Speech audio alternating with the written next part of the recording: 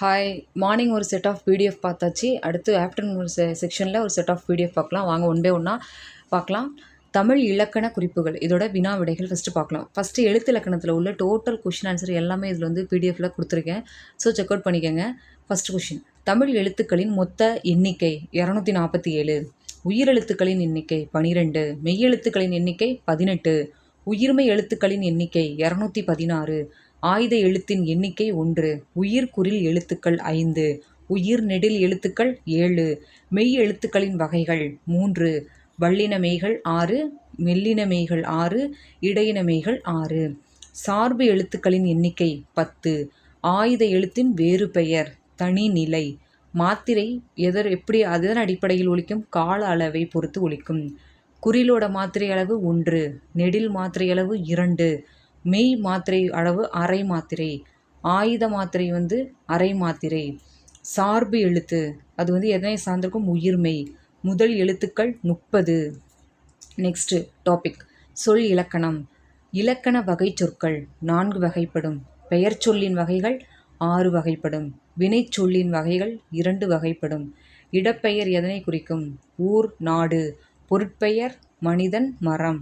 காலப்பெயர் நிமிடம், ஆண்டு. சினைப்பெயர் எதை குறிக்கும்? கண், கை. இந்த மாதிரி உறுப்பு வந்தாலே அது சினைப்பெயர் தான். பண்பு பெயர் வந்து நன்மை தீமையை பொறுத்து பண்பு பெயர் வரும். தொழிற்பெயர் படித்தல். இடச்சொல் தனித்து இயங்காது. உரிச்சொல் பண்பை விளக்கும். உரிச்சொற்கள்லாம் இது சால, தவ. பகுபத உறுப்புகள் எத்தனை? 6. பெயர் சொல் வந்து எழுவாயிலிருந்து வரும். வினைச்சொல் பயனிலையிலிருந்து வரும். செய்யப்படு பொருள் வினைக்கு உரியது. தன்வினை அப்படிங்கிறது தானே செய்வது. பிறவினை என்பது பிறரை கொண்டு செய்வது. செய்யப்பாட்டு வினை என்பது பட்டது என முடியும். எல்லாமே செய்யப்பாட்டு வினை. ஆகு பெயர் பெயர் சொல்லின் வகை. நெக்ஸ்ட்டு, பொருள் மற்றும் தொகை. பொருள் இலக்கணம் எத்தனை வகைப்படும்? 2. அகப்பொருள், புறப்பொருள். அகப்பொருள் பற்றி கூறுவது காதல், புறப்பொருள் பற்றி கூறுவது வீரம். குறிஞ்சி எதனை பற்றி கூறுகிறது? புணர்தல்.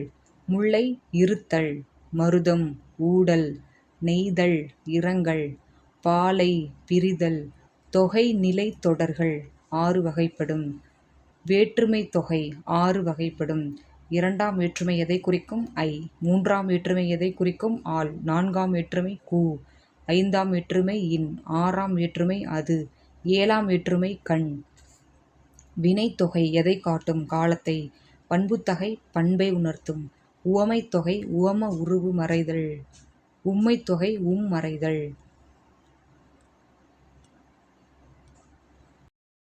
நெக்ஸ்ட், யாப்பு மற்றும் அணி. யாப்பின் உறுப்புகள் எத்தனை? 6. செய்யுள் அடிப்படை எது? எழுத்து. அசைனா நேர் நிறை சேர்ந்ததான் அசை.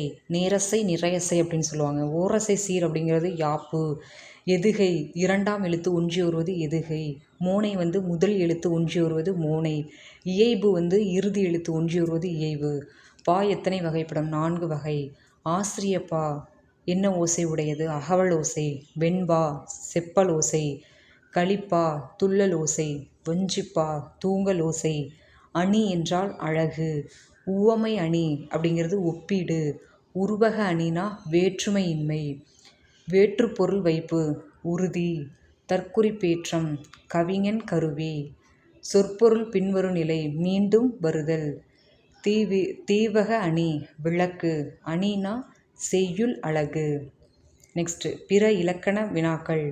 தொகாநிலை. ஃபஸ்ட்டு தொகை நிலை எத்தனை பார்த்தோம்? 6 வகை. இப்போ தொகாநிலை 9. அடுக்கு தொடர்னா அடுக்கி வருதல். இரட்டை கிளவினா பொருள் தராது. விழித்தொடர் அப்படிங்கிறது வந்து அழைத்தல். எக்ஸாம்பிளுக்கு கண்ணா இங்கே வா, கண்ணா வா அப்படின்னு கூப்பிட்றது எல்லாமே வந்து விழித்தொடர் தான்.